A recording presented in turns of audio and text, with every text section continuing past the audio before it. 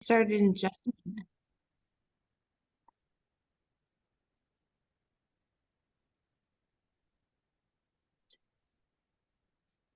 We're going to wait just a minute while everyone signs on before we get started.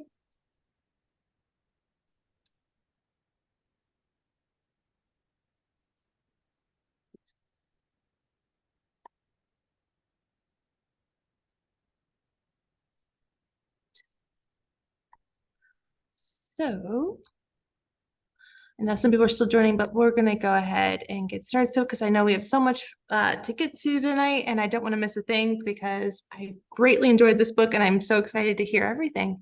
So, good evening and welcome everyone to the Hudson Library and Historical Society's virtual author series. Tonight, we are so honored to have Gareth Russell, author of The Palace from the Tudors to the Windsors, 500 Years of British History at Hampton Court. Before we get started, I just want to remind everyone, please check out all of the exciting programs we have going on at the library. You can visit our website at hudsonlibrary.org to see everything we have coming up, which is a lot. You also can purchase copies of The Palace from our local independent bookstore, The Learned Owl, and I will include the link below in the chat. So if you'd like to purchase a copy, you can do so there. At any point during the event, you can ask a question. Please leave all your questions in the Q&A section and we'll try to address as many as possible this evening. All right, now that that's taken care of, let me introduce tonight's speaker. Gareth Russell is a historian, broadcaster, and novelist. He's the author of 9 books, including The Young, Damned, and Fair, The Life of Catherine Howard, 5th wife of Henry VIII, The Ship of Dreams, The Sinking of the Titanic, and the End of the Edwardian era, which was a Daily Telegraph Best History Book of 2019. Let's Have Another Drink, The Dry Wit and Fizzy Life of Queen Elizabeth and the Queen Mother, which was Times Long Book of the Year, the Times of London Book of the Year 2022. He also is the host of the podcast Single Malt History with Gareth Russell and divides his time, I guess, between London and Belfast. So that's cool. Yeah. So welcome, Gareth. Thank you so much for joining us this evening. No need to thank me, Alexandra. It's my pleasure. Thank you. So, well, first of all, also thank you to everyone who's joined us virtually. It's such a pleasure to be here with you this evening. What I will do is I will take you through a rambunctious gallop through Hampton Court's history via some dubious slides. So to set to give the setting of Hampton Court really briefly, it's always very difficult to tell where the center of a huge city is. So depending on where you believe the center of London is, Hampton Court is 12, 15, 17, or 19 miles outside of London, but it is located on the bend of a river. It is a countryside palace that from the 1520s through to the 1760s was really the Buckingham Palace of its day. It was a central part of English and later British royal life. And the book that I've written, The Palace, takes a different room in a different decade and a different person moving through those centuries to try and tell as many different stories as I can. Just to make sure I'm not repeating too much, I've picked a little bit of a different set of stories for this evening to give more bang for the buck. The palace's first king to live there was Henry VIII. Its last was George III. I'm very aware that I'm speaking to people who know that George III made a little bit of a career being the last king of and in places. So we will start with this, and I look forward to your questions at the end. So to go back here, the palace, as I say, has had many lives, and that is primarily what I will be discussing with you this evening. Like all good stories, it has a fantastic prologue. So before it was a palace, it was really defined by its location. And you can see its original name there, Hampton. And that is an Anglo-Saxon word that means the place or the settlement that is located on the bend of the river. The river is the Thames, and in a society like medieval England, where really you could make your fortune from the land, from agriculture, the fact that Hampton was on such a fertile bit of land made it valuable. Anglo-Saxon is the broad name for the language that we give between Latin and Norman French. So really from the end of Roman Britain through to the 11th century, Actually, that gives us an idea of how long Hampton has been a valued piece of real estate. We believe there was a villa there from a Roman centurion. Later, it becomes very valued by the aristocracy, and the lady that you can see there wearing the world's most inappropriate riding habit is a figure from English history called Lady Godiva. Many of you may have heard the story of Godiva. The legend is that her husband was an earl, was an extremely harsh landlord. And in order to persuade him to lower the taxes on the townsfolk, she agreed to humiliate herself and rode naked through the streets of the town. The villagers all looked away as a gesture of respect for Godiva, except one young man called Tom, who peeped, and that's where we get the legend of Peeping Tom. And in fact, it was the real Godiva's son who was the last English Earl of Hampton before the Norman conquest of 1066, when it was seized by King William the Conqueror and given to his cousin. For the next few centuries, it could really be called Byfleet's Support Act. So many of us who have trod through the fields of social media will have seen collaborations between brands. And there is no more medieval collaboration than the unique brand of a warrior monk. Less prayer, more sword. And in the era of the Crusades, Hampton's owners, their sons went off to fight in the Crusades. And as a gesture of thanks to these warrior monks who fought on the Crusade, the order was given a plot of land in England. And the best way I can describe it, and I'm using more modern terminology than I thought I would be, is that the monks who are given this land at Hampton turn it into a very fancy Airbnb. And it is run for the church by the monks, and it is located halfway between the capital city, London, and Byfleet, the name of which you can see on the screen. Byfleet is a manor that belongs to King Edward II, and his rumoured lover, Piers Gaveston, Lord Cornwall. And when courtiers and the well-to-do are travelling between London and Byfleet, the journey's too long to make in a single day. So they stop at Hampton, where they are given hospitality by the church and a little bit like an honesty box in a modern hotel. There's no set fee for their hospitality from the church, but they are expected to make a donation on their way. So during the reign of Edward II and Edward III, Edward II is king from 1307 until 1327, and Edward III is king for the next half century until 1377. Hampton does well as a church-owned property that gets its money from the fields on one hand, and it also gets its money from wealthy people traveling back and forth between London and Byfleet. In the 15th century, Byfleet falls out of royal favour, and all of a sudden there aren't as many wealthy people trooping to and from it. And so the owners, the ecclesiastical owners, decide to rent the whole manor out.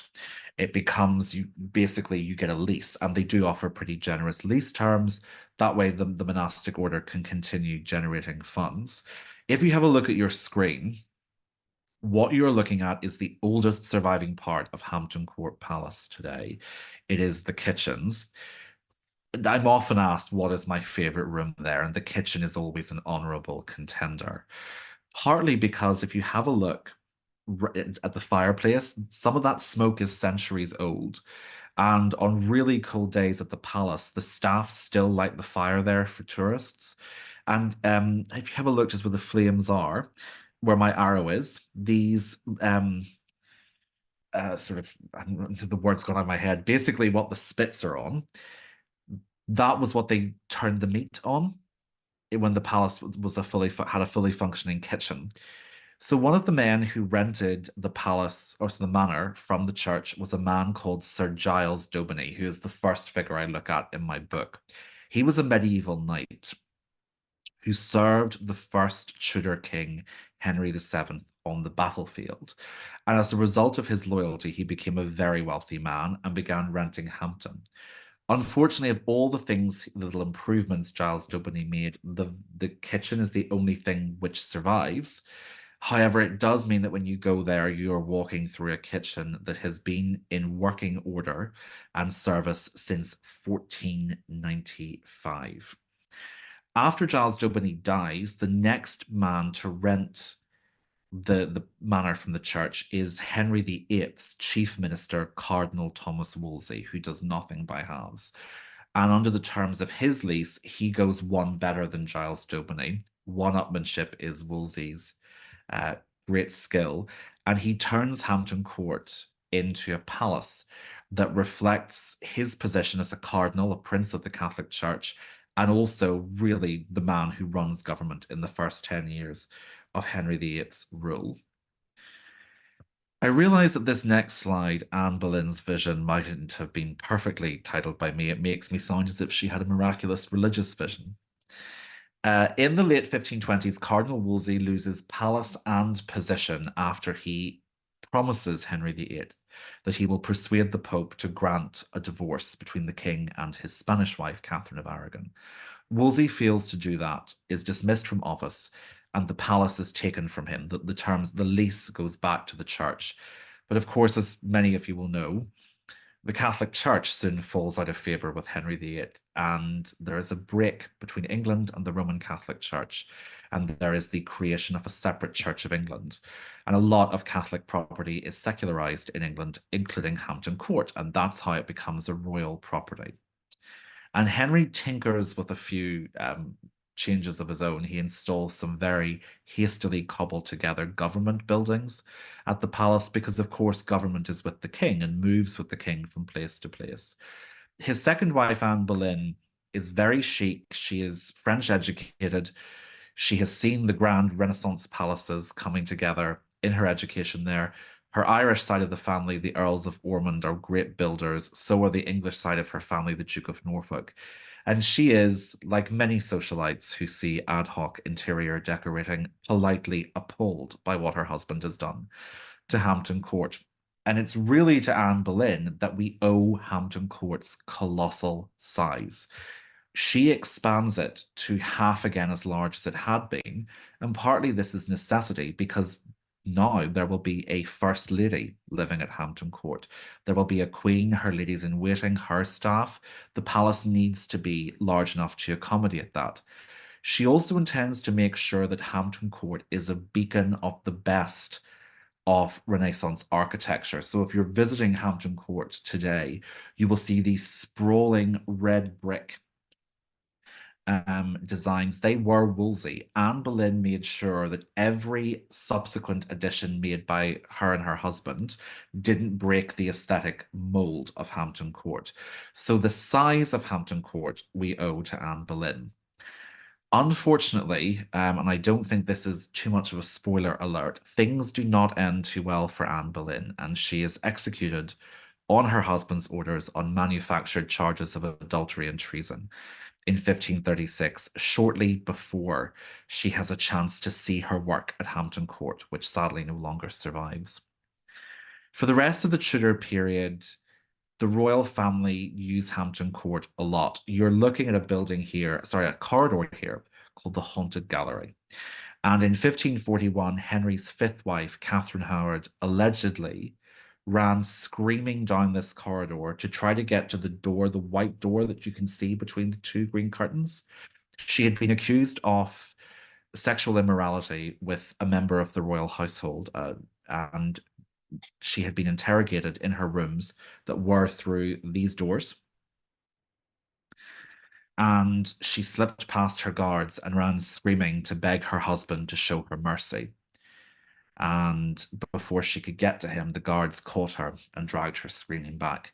She was later taken to the Tower of London, where she was executed alongside her favourite lady in waiting, who had arranged her nocturnal rendezvous with her alleged lover. And the legend at Hampton Court is that the ghost of Queen Catherine can still be felt in its agony in the Haunted Gallery. I have filmed there late at night and recorded some interviews there. It is a very atmospheric place, I will say that. I do understand that not everyone believes, and I'm really not sure that I do either, to be totally honest. but I do believe in the spectral presence of great buildings, the weight of history, if not of ghosts. And certainly there is a real weight of tragedy in the Haunted Gallery. The Tudor dynasty and one of the most famous female rulers in history nearly come to a very premature end at Hampton Court. In 1562, Great Elizabeth I catches smallpox here and very nearly dies. And it's in this corridor that her counselors gather to try to pick who will succeed the childless Virgin Queen if she dies after only 4 years on the throne. And that's such a remarkable thought, isn't it? To think, what if Elizabeth I was the queen that we thought of not ruling for nearly half a century, but barely ruling for half a decade? How different things would have been. So, the Great Hall. I have a trick I like to play on any friends who are actors when I show them around Hampton Court. I bring them in here at the back and I just say, this is the Great Hall. And then I tell them, by the way, it's in this room that Shakespeare performed the first finished version of Hamlet and Macbeth and also performed early versions of Twelfth Night, Midsummer Night's Dream, Henry IV, Part 1 and 2, and Henry V. And then it becomes a quasi-religious experience for actors. The Great Hall had been built on Anne Boleyn's orders. You actually still can see up here, it hit some of her coats of arms that they painted, so that a really dark shade of brown, so that no one would see them after she was executed. So if you are prepared to take a real crick on the neck, stand here and look up in good daylight. In 1603, Elizabeth I dies, and the throne passes to her Scottish cousin, King James VI, who becomes King James I in England. And this is the period known in British history as Jacobean, from the Latin Jacobus for James. And James and his Danish wife, Queen Anna, who has the charisma of, I mean, the charisma and the manipulative aplomb of a soap opera villain. I find her a total joy to write about. That's why she's one of the chapters in the book. They turn Hampton Court into an epicenter of the arts as they try to use splendor to suggest that this new dynasty has every right to the throne. And in their first Christmas in England, they pick Hampton Court's Great Hall as the venue for all their celebrations, including a new play every night of the 12 nights, the 12 nights of Christmas. And that is how we know Shakespeare was here performing in this hall. He also, really interestingly, was determined to do well under the Stuarts. Elizabeth I hadn't been that keen on Shakespeare. So Shakespeare, like anyone who wants to cash a good check, made sure to write plays his patrons, or hopefully patrons, would like. So I've mentioned that King James's wife, Queen Anna, was Danish. She was a princess of Denmark. And she and James had spent their honeymoon at her brother's palace of Helsingør, which is anglicized to Elsinore in Shakespeare's play Hamlet, about a member of the Danish royal family. And King James was a Scottish king obsessed with the fear of witchcraft influencing Scottish politics. Doesn't take a genius to figure out why the plot of Macbeth was the way it was. In the next generation, Hampton Court becomes less about splendor and more about safety. King Charles I, who is king from 1625 until 1649, marries a Catholic princess, Princess Henrietta Maria of France, who you can see here allegorized as a Roman goddess. Henrietta Maria is loathed by the people of London for her Catholicism and for her French nationality. And so it becomes much safer for the Queen and her family to spend time at Hampton Court. This is also an era of huge tension politically within Britain about the power of the monarchy versus the power of Parliament, and also the growing influence of Puritanism within the Parliament, which led to a lot of Episcopalians and Catholics siding with the pro-absolutist monarchy faction. In 1641, this boils over in Ireland into a series of sectarian massacres between Catholics. Many Protestants are killed, and it kicks off really a decade of extreme unrest and tragedy for both communities in Ireland. It also heightens sectarian tensions in London, with the result that in 1642, Henrietta Maria and her children have to flee London for Hampton Court. When they are there, they realize that the political tensions have also exploded in London, and that is the start of the Civil War. And they hear news that London has rebelled against the crown while they're at Hampton Court. In the next decade, it seems a bit strange to be talking about this most royal of places because it also is sort of Britain's White House for a while. 7 years later, the monarchy loses the Civil War. It is abolished. Charles I is publicly executed. His wife and most of their children manage to escape abroad. And England and Wales are declared a republic and force Ireland and Scotland to go along with it. And a general called Oliver Cromwell becomes, they call him Lord Protector. We would use the word president. And he picks Hampton Court for his weekend home, which doesn't quite suggest egalitarian republicanism, but it gives a sense of confidence and stability to this new republic. He is a Puritan, so the chapel is turned into a much more simple building. And instead of the fountain that used to pump wine in the courtyard, it is bulldozed and replaced with a preaching pulpit.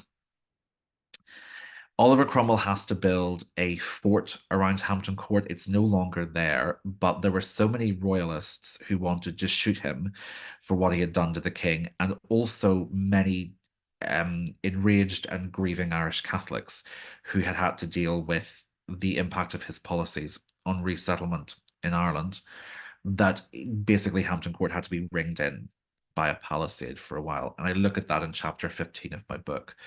How does someone who was such a gentle family man commit so many, I mean, shocking political events from Hampton Court? The monarchy comes back in 1660. And if you're looking at the screen and you see that gorgeous building, we had a long discussion when we were talking about the cover for the book. Should we use this bit of it? But it's beautiful, but it's the bit of Hampton Court no one knows. And that is because in the 1680s, a king called William III decided that the one half of the old Tudor wing, the Queen's wing, was falling apart, which it was. It had been built too quickly. And it was in such a bad state that they tore it down and they decided to replace it with this Baroque extravaganza. If you are thinking it looks a little bit like Versailles, you are correct. William III spent his life locked in rivalry with Louis XIV, who built Versailles, and imitation is the highest form of flattery, and it is also the most irritating form of an insult. And that is why we have this bulldozing of Hampton Court to be replaced with the one half of it, sorry, I should say, to be replaced by this Versailles-esque Baroque side. A lot of Tudor historians, I will tell you, hate it and wish we still had the full Tudor wing. This might seem like heresy, but I love the Baroque wing. And if you're ever visiting, start there in the morning because it's the least visited part of it. And you do feel as if you're walking through a slightly sleeping, enchanted palace. In the Georgian period, Hampton Court is still regularly used. This is Queen Caroline's bathroom from the 18th century. However, it is a really tragic event that happens. And when I was researching the book, I had heard this story before, and I thought this will be like Marie Antoinette saying, "Let them eat cake." It'll be something that everyone says, but simply isn't true. But this was true. So the reason Hampton Court stopped being a royal residence was because of an issue of domestic abuse that happened there. George II was king from 1727 until 1760, and when his son died, he took over the care of his grandson, the future George III. And one summer when they were there, George II, who had a terrible temper, uh, was annoyed at his grandson, who was a young, sort of an adolescent at this stage. And in front of people, George II began beating the living daylights out of Prince George. And it struck the future George III as so unfair and so traumatic that when he became king himself in 1760, he decided he didn't want to live at Hampton Court anymore. He opened the gardens to the public and he started subdividing its old rooms into self-contained apartments for retired courtiers and down on their luck, sort of maybe servants who were in debt or didn't have a retirement fund, they could go and live rent-free at Hampton Court. In the 1840s, this astonishing group of royals comes to see the dilapidated interiors of Hampton Court. They are headed by Britain's Queen at the time, Victoria, and her German husband, Prince Albert. They are joined by the King and Queen of the French, the King and Queen of the Belgians, and the King and Queen of the Netherlands.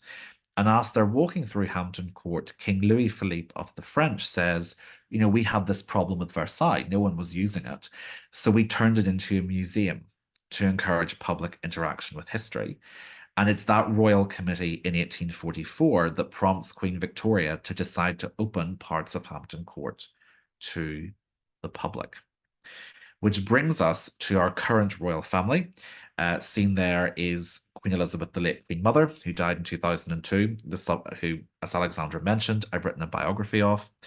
The Windsors never live at Hampton Court, but they were very conscientious about preserving it for the history of the nation. And it still does host some very splendid events.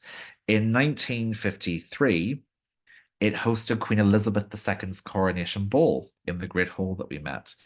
And also, if like me, you are fascinated by the Romanovs, it has an astonishing link to them too.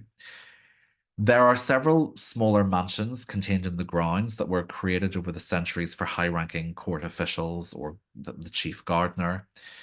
And in the 1930s, Tsar Nicholas II's sister, Grand Duchess Xenia, can also be pronounced Ksenia, was brought to live at Hampton Court and given one of those mansions when she was evacuated from the Russian Revolution. And the Windsors paid for her upkeep and invited her to family events. But the reason she was put in such a mansion so deep in the grounds was that there were fears until she died that she would be kidnapped by the KGB. So there were, in fact, British agents stationed throughout Hampton Court to keep the Grand Duchess safe. And in 1960, Her Imperial Highness Grand Duchess Ksenia became the last royal to live and die at Hampton Court. So Hampton Court today is, I'm sure you can guess, I am immensely biased. But I think hopefully what I have said gives you an idea of the galloping through of history. I think it is one of the most stunning, gorgeous, sprawling arcs of history. My book makes a deliberate attempt for it to have monarchs as the focus of some chapters, to have mistresses and politicians, Romanov Grand Duchesses, but also to have Irish barons, chocolate makers, page boys, cooks, doctors, to really give an idea that a palace, like a country, is made up of every moving section of society. Today, Hampton Court is still owned by His Majesty the King. However, the Crown has leased it to a charity called Historic Royal Palaces, who are wonderful. And they work in a very independent partnership with the Crown and the government.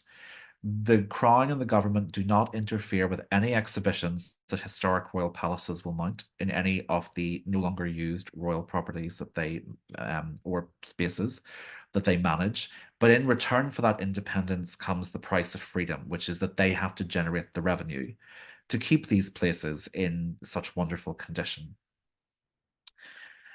There has been very strong support for Hampton Court's mission from the current Princess of Wales, the former. When I wrote this book, she was still Catherine, Duchess of Cambridge, who takes a real interest in history of art and also in national heritage. And also, she has helped promote Hampton Court becoming more accessible to maybe to young families, that there have been additions in terms of playgrounds, etc. But also there has been real work done that hasn't damaged at all the integrity of the building to make it more accessible to those perhaps who don't have full physical mobility. So Hampton Court today is an accessible but enormous arc of British history, and it has been such a privilege and a joy to write about it. I'm aware I have raced through from Emperor Valerian to Kate Middleton, so I look forward to your questions, but that in a nutshell is the fabulous history of this fabulous place. Well, thank you so much, Gareth. That was wonderful. I I want to know what before I know we have a lot of questions coming in. So if you have a question, please make sure to leave it in the chat and we'll get to as many as possible. But I have a few questions before we turn it over. Can you talk a little bit about what inspired you to write this story? Yeah. Goodness knows there's enough stuff that was going on there, but like what initially sparked your interest? Well, I have to be very honest and say it was a very good agent. I had written, as you mentioned, a biography of Catherine Howard, whose downfall began there. And my agent is American, so when her and her family were over, I said, "I'll show you Hampton Court, where it began, where Catherine's downfall began." And as we were walking through, she said, "I really think there's a book in it." I thought, I was sure someone must have done it. I mean, it just seemed impossible to me. And it turned out the last popular history of Hampton Court was in the 1890s, which was just mind-blowing to me. So it was that suggestion and then a little bit of research to realize that it hadn't been done. And once I started researching it, I realized, my goodness, there's almost too many great stories here. So it was a suggestion made and followed up. And then as I started writing it, it's sort of like literary Stockholm syndrome. You fall in love with it because it becomes your whole life. You just read and read and read about it. And today, without question, it's my favorite place in the world. I was curious because, like I said, I absolutely love the book. Um, I thought it was such a unique way how you presented it by going through the rooms, but yet in a chronological order. Yeah. I thought it was very fun. Um, I was wondering, just because of how many stories that are in there that like I had no clue how many stories ended up on the proverbial like cutting room Cutting floor. room Like, how floor, did right. you like weed it down? There were a few that were really interesting, but they weren't chunky enough. Wasn't the sources to maintain them and for a full chapter. There were about seven that were in the original draft of the proposal and said, well, but there was also manageability of the length. And then the other thing was, if they were too similar in kind of the theme that they covered, then they went. So actually, the ones that, I mean, there are two from the reign of Elizabeth the First. There were originally four. And there's one from the reign of Charles the First, and there was originally three. And just sometimes they're not needed. And then also, what you have to remember is you could be doing events like this, or you could be doing a podcast, and then you have a great story for this to share with people. But maybe there just wasn't quite the documentary evidence there to give it that heft for a full chapter. I am sure I've said about nine. I'm sure there was about 30. I'm in my head that just even didn't get that far. But yeah, Books the whole time I was reading, I was like, oh, I know there's so much like the editing so much process, more. like Yeah, what to choose to keep. right. Trying to see here because I know we have a lot coming in, so I'll just ask a few more. Um, what was keeping in the research theme, what was the most surprising thing you discovered while researching this? The Elizabeth II coronation ball was surprising that it had stayed in such major use up until 1953. Um, probably probably the thing that was the most. Oh, there were two. The thing that was the most surprising that I'd already known going in, but turned out to be true, is, as I mentioned, the physical abuse of George III there and the impact that had on the palace's future history. The most surprising thing was that the wood that was used for the coffin of the unknown warrior at the end of the First World War was from a Hampton Court tree. And that King George V, who was the king at the end of the First World War, had specifically said, "I want it to come from Hampton Court," because even by 1919 and 1920, Hampton Court was seen as such an important part of British history that the king wanted the soldier to be surrounded by Britain. So yeah, in the grave. So that the unknown warrior chapter in part four of the book is probably the one that was most moving and most surprising. What is it do you think about Hampton Court that was so special and or meaningful to the royals Yeah. pre? Oh, yeah. I think part of it was, I mean, you heard there about Henrietta Maria, and I think there was an element to which for a lot of queens, and it was often royal women who really got dragged. And sometimes it would be, they were incredibly popular at one point, and then they weren't. So it offered refuge from rioting, and it offered places where they weren't surrounded by a hostile public. Some parts were utilitarian as well. Hampton summer was when the plague came back nearly every year. So you needed to decamp somewhere. And the other thing was it's still in summer, the air in Hampton Court just feels cleaner and fresher. It's just a beautiful place. So I think it was a mixture of safety, health, and splendor that made it so popular for them. And then also, I think, like any home, Alexandra, if you spend more time there, you start to accrue sentimental memories there. Think I would agree with that. Also, I would say I've only visited once, and it was June-ish. It did Oh, feel very nice there. It was yeah, actually June's a a re- great. I was going to say, what month is she going to say? And I'm going to have to apologize for the weather. no, it was ridiculously lovely when we went to the point Yeah, where everyone was like, "It's shockingly good." I was like, "This is." I only right. think it rained once the whole trip, which was very Yeah, well. that's bizarre. I know it was weird. Um, all right, I'm going to turn over because we have so many questions coming in. Sure. Oh goodness. Okay. Um, scrolling through here. Eliza would like to know, do you have a favorite era of the palace's history? Ooh, Eliza. Yes. So, as Alexandra said, I cut my teeth in the Tudors. So written about Catherine Howard. I do feel a little bit like I'm betraying my kin. My favorite section was the Stuart section, was the 1603 to 1714, partly because it's the period we know slightly less, and it's so important. I mean, it's so important. But also, it was the era of the most extreme. So, in one chapter, I was writing about Shakespeare and these drunken parties, and the next one was the commissioning of the King James Bible there. And then it was war, and then it was the Republic, and then it was Charles II's, I mean, merry-go-round of a sex life. And just this unending parade of mistresses. And then it was William III, and then it was Queen Anne's tragedy. So for me writing it, the tone was constantly shifting, and it was between the hugely important and the sublimely ridiculous, and that's what I love to write. Honorable mention also to the Georgians because they were just insane. I would say so. Um, oh goodness, there's so many good questions. Okay. Um, I'm trying to group them into categories here for you. Tina was said you credit Anne Boleyn with a good deal of renovation. Did she spend any time there before her fall? Yes, great question. She spent a lot of time there. This is really interesting though. When I say a lot, when she was sort of queen to be, she didn't. And part of that was probably for decency's sake.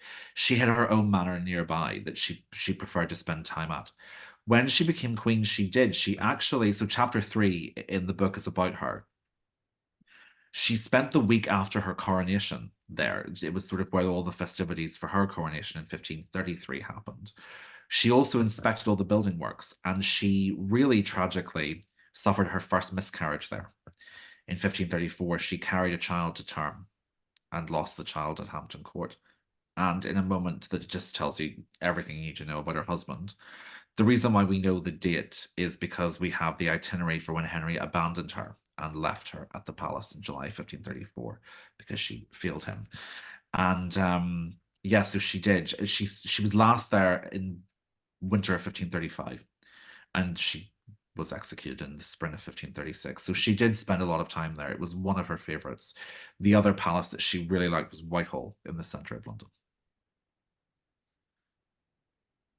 I'm trying to, there's a bunch of questions people have about, we talked about Anne with decorating and renovating. We have a lot Yeah, of questions about some decor. sure. One is McKenna would like to know, is it true the faces in the Great Hall were to remind people they are being watched? Ah, yes. So I didn't believe that. I thought that was nonsense. Yes, it was. So if you look up at the top, if you saw that tapering in, that is called the eaves. And they would have carved faces of servants dropping over, so eavesdroppers. That's where we get the phrase from. And it was to remind people that yes, the eyes and ears of the king's servants are everywhere.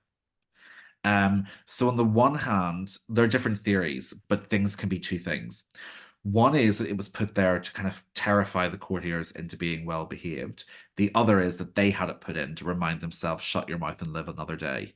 So, but it could be, I would imagine it probably was cleared by the architects, whereas the aristocrats who looked up and saw it thought, oh, actually, maybe, you know what, just smile and hope that he dies before we do.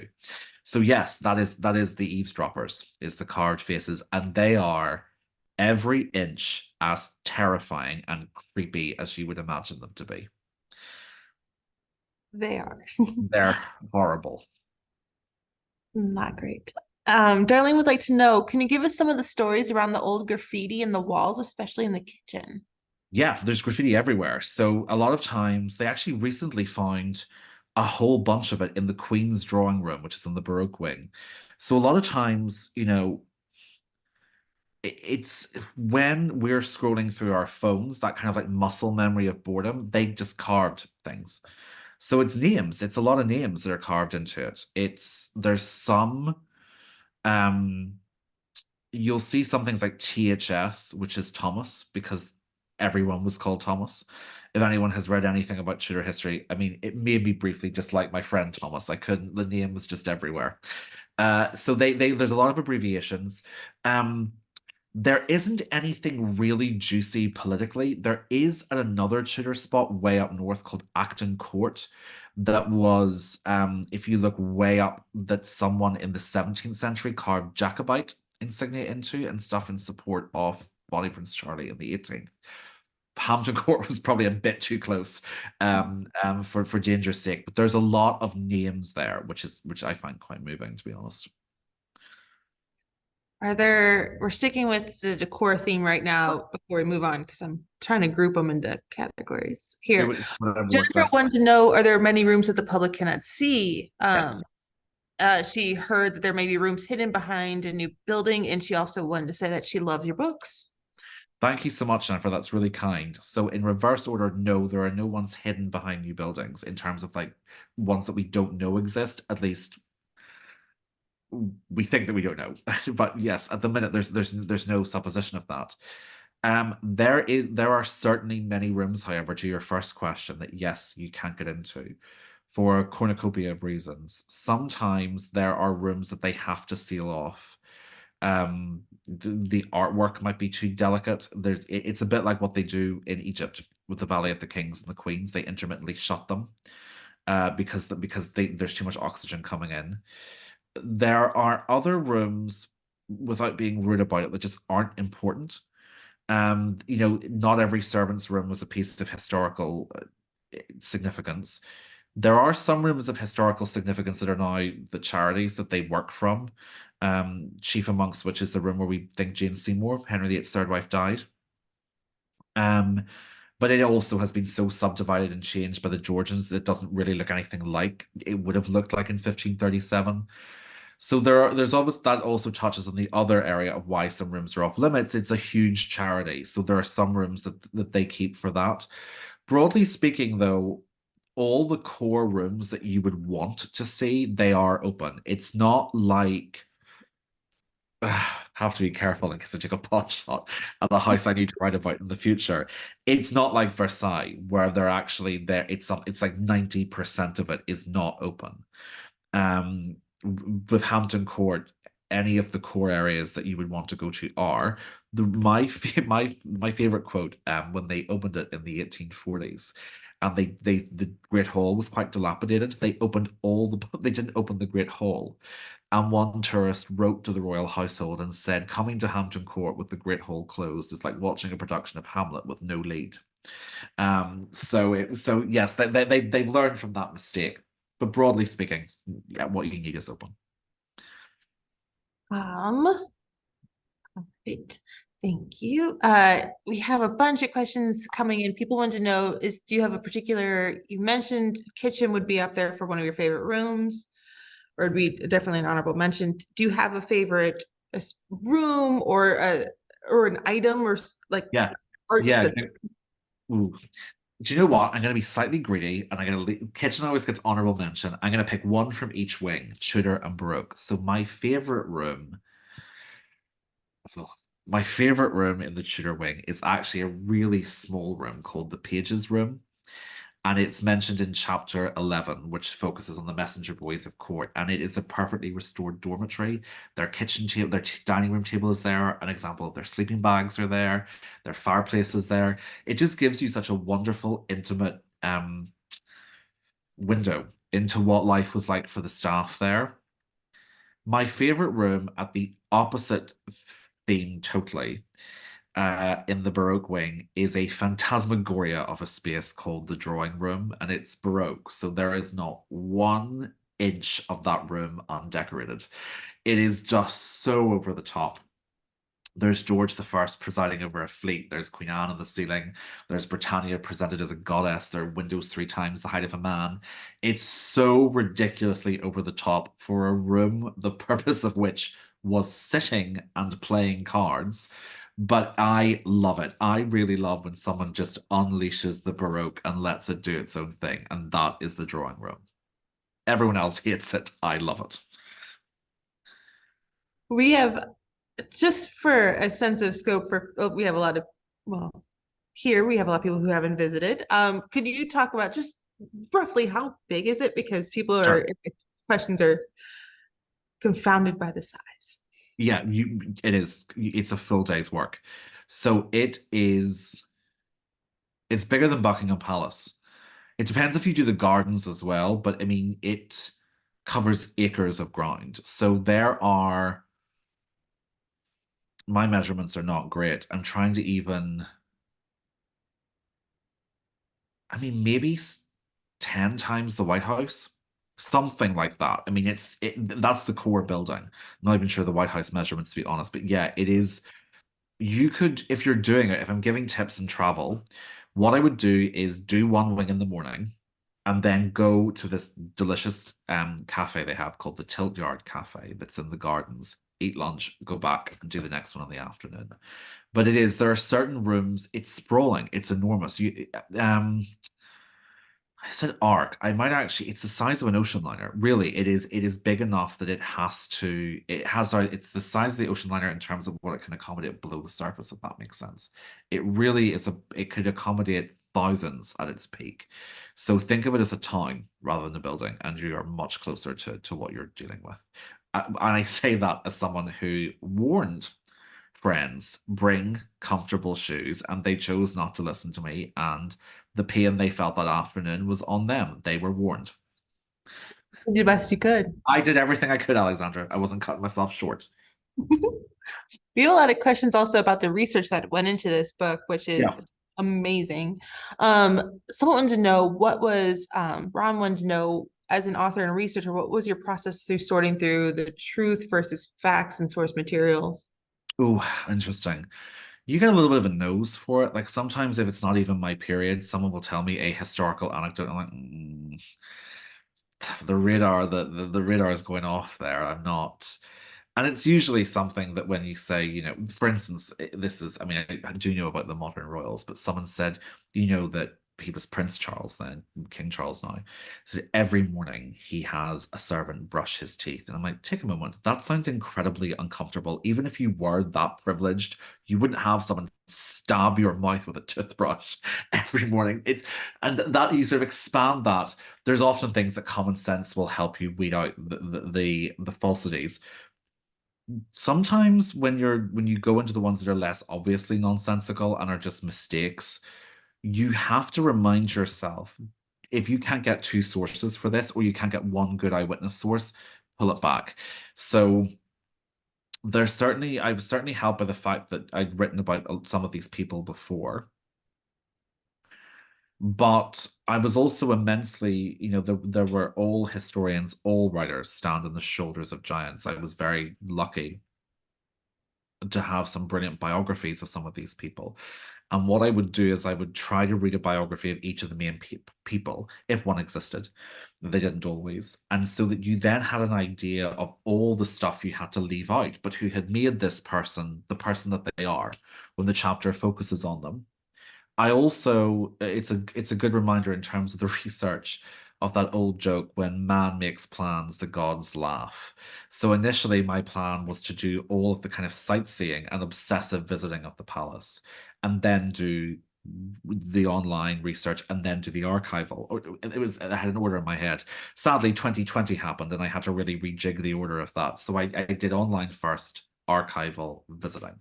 And I can tell you, there was no moment, and I'd been to Hampton Court before, but there was no moment in my life where my heart was in my mouth when I walked into Hampton Court and thought, if I walk through this and I've gotten so many things wrong, I am going to take to my bed and cry for a week and a half. Luckily, that was not the case, but it was a very nerve-wracking moment going back. So when it's a building, I sometimes think do not start looking around it until you have done a certain amount of research, partly because it will unduly influence you to have in your head what it looks like today, and there will be things that will have changed. We had someone else wanted to know what were the best resources you found while researching? Because you had some, there's especially one, and I can't remember the name right now, from during Elizabeth's reign about when they described the portraits in the bed that when they visited. Oh, yes. Yeah, yeah, yeah. So that was a really interesting one. Tragic. But it was an account I found that's really interesting. That this chapter, you asked what was on the cutting room floor. This chapter 10 wasn't even considered. And then I had to explain to an editor, can I found something, and it was an account from 1599 by a Swiss tourist who had finished medical school really in France and was touring Europe before he started to work. And he had friends in England who got him a tour of Hampton Court just after Queen Elizabeth I had left for the weekend. And he wrote this account of what it looked like in 1599 and how it was decorated, which was fabulous. The other account that I found was one of the Romanov ones, and it was a godsend. So in 1955, a historian called James Pope Hennessy was writing a biography of Elizabeth II's grandmother, Queen Mary. And he wanted to interview people who'd known her, and Grand Duchess Ksenia had been very close to Queen Mary. And he left a full transcript of what they said that day in the interview and how he got there and what the room looked like, and described Ksenia's voice and the decoration of the rooms. So those were the two sources that really stood out as a moment where when I found James Popenisi's account, it did let out a very loud word in the library that you're really not supposed to say in polite society, but I was so pleased. The more mundane and useful thing, those are gem sources. It's receipts. It's receipts to workers of what they were paid to do, because that tells you what was happening. So a lot of it is going through household expense books that are still kept in the National Archives. Sounds great. I love that chapter for Elizabeth. I thought that Mm. I was absolutely fascinated. Someone we also know, how many visits did you end up taking to Hampton Court? So I still hadn't told a lot of the staff I was doing the book. A few of the curators knew. They do know now. And in fact, one of them, they didn't know why I was always there. And one of them made a joke that I was there more than the ghosts. As I was sort of wandering around with a notepad and looking at a door and saying, "Oh my God, why are you there?" And, it was, yeah, I spent a lot of time there in 2021 and particularly 2022. I still love it, but I'm no longer walking around like a sort of weirdo talking to myself and scrolling in a notebook. But yes, they did come to know my face. I'm surprised they didn't run away when I entered. I'd probably look like a completely unhinged. Just like a super fan, just someone. Yeah, of a build, but like with no reason that they knew of at this stage. Yeah, He really likes it here. he Uh, liked the brick. we have someone else would like to know, are any of the Grace and Favor apartments still occupied at Hampton Court? Yes, they are. So the Grace and Favor apartments were that system I referred to with George III, and they still endure. But they were responsible for a fire in 1986. One of the Grace and Favor residents fell asleep, allegedly a candle. I think everyone thinks it was a cigarette that sadly killed her. The fire swept through her apartment, and it swept through quite a few of the apartments. And not for the first nor the last time in the royal family's experience, the press created an awful lot of fuss, and people were saying it was lavish and how ridiculous was this that it still existed. And so when a Grace and Favour residence dies today, the monarchy doesn't replace them, which I, in my very humble belief, think is a mistake. Because to go back earlier to Jennifer's question about unoccupied rooms, There are so many rooms in this palace that one of the conditions of being a Grace and Favour resident was you paid almost no rent to the monarchy, but it was your job to keep the room warm and lived in and in good condition. So the fabric of the palace was being maintained by these Grace and Favour residents with no cost to the taxpayer. And okay, it looks archaic and silly, but sometimes you have to factor in that not everything will has to look good in a spreadsheet and not everything has to be logical. And sometimes the reason why things are archaic is because they worked for that long. And I do think the retirement of the phasing out of the Grace and Favour system because of a splurge of ill thought out bad publicity in 1986 is a mistake. And I wonder how they're going to foot the fuel bill to keep those rooms dry because fire is devastating to these rooms, but damp is lethal in the long term. So there are still some people who live in Hampton Court today, but I do not think they will be replaced. We have so many people. I'm trying to see. Oh goodness, a lot of people wanted to know. I mean, I'm curious to see how it's being used in modern day sense. I know that they Yeah, do. I know when I went, they were setting up for a music festival. Like, what yeah, is they the do. modern world? How do they interact with it? So Royal. yes, the Princess of Wales, her big thing that she did great work with was the Magic Playground, which if I was a kid, I would have lost my mind at. But basically they on the old tilt yard, they created a play space for children, but all the kind of the not rides, but like slides and swings are based on historical concepts. So that like the slide is a Tudor dragon. So that keeps with the theme and makes young families go. And as I say, it is now more accessible. They do a lot of concerts there. They did a performance of Six, the musical about Henry VIII's wives in the courtyard. Kylie Minogue was there. Bridgerton has filmed there, so did The Favourite. And so that's great for them. They also do a lot of seasonal things. There's a big ice rink that goes up at Christmas.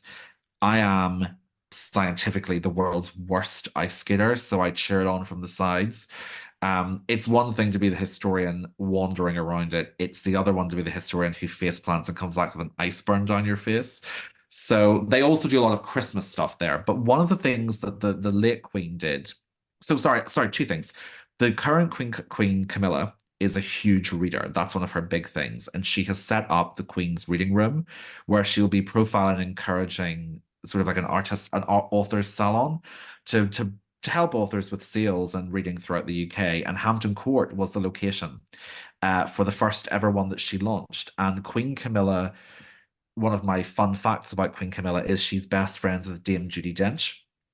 So Judi Dench did a lot of the Q&A for that event. And the late Queen Elizabeth II often attended church there. She held several charity events there, but she also in 2016 allowed the first Catholic Mass to be celebrated at Hampton Court since the 1500s as a gesture of sort of ecumenical outreach between the Church of England and the Catholic Church. So it still has interplay with the modern royals and modern society. There are also huge amounts of school groups that go to it from England to visit it. I just want to, I'm going to take one more question tonight, and I just want to thank you so much. This has been absolutely fascinating and a joy My to listen. pleasure. Thank you very much. Also, everyone, and I'll take one more question, but if I could, I just wanted to say thank you so much for having me. This has been so fun. This has been great. We've had so many, I know we have so many questions, but I'm going to ask the one that I've seen repeated countless times. So many people here have commented how much they loved your books, your other books you've done, and they want to know where this one ranks compared to your other ones in terms of your favorite to research, but they're also really curious to see what you're working on next and where they can follow you. And Oh, thank you. Yes, it's always you always think well, not always. There's some books that you don't think are your favorites, but it's this one or my book on the Queen Mother. Do Let's Have Another Drink that were my favorites to research. I am nearly finished my next one, which is a private life of King James I through the men who loved him and his wife. And it has been wonderful. I haven't had the chance, you can hear from my accent, Northern Ireland, we're so close to Scotland. I haven't had the chance to do a lot of Scottish history yet in my career. So the first half of the book is really about his life as King of Scots, and I've loved that. If you're interested, that'll be out though next year. So if you really would like to follow me, please go to underscore Gareth Russell at Instagram. It's probably where I'm most active. And if you're not an Instagrammer, there is a Facebook page, Gareth Russell, historian and author, where you'll find me. So if you and that's the places where I'm probably most active at the moment. Sounds good. And I just want to thank you again, everyone, for coming. I'm putting the link if people want to follow you in the chat. Please check out the Palace. I put the link again in the chat for to purchase from the Learned Owl or local independent bookstore. It is fantastic. I have about 1,000 more questions, but we unfortunately don't have time tonight. And thank you so much, Gareth, for joining us Oh, this evening. Alexandra, also just thank you for being such a great moderator. I really appreciate you. We're fabulous. This has been a blast. Thank you, everyone, for joining, and Thank we you. will Take see care, you again everyone. soon. Thank Thank you. you. Bye bye.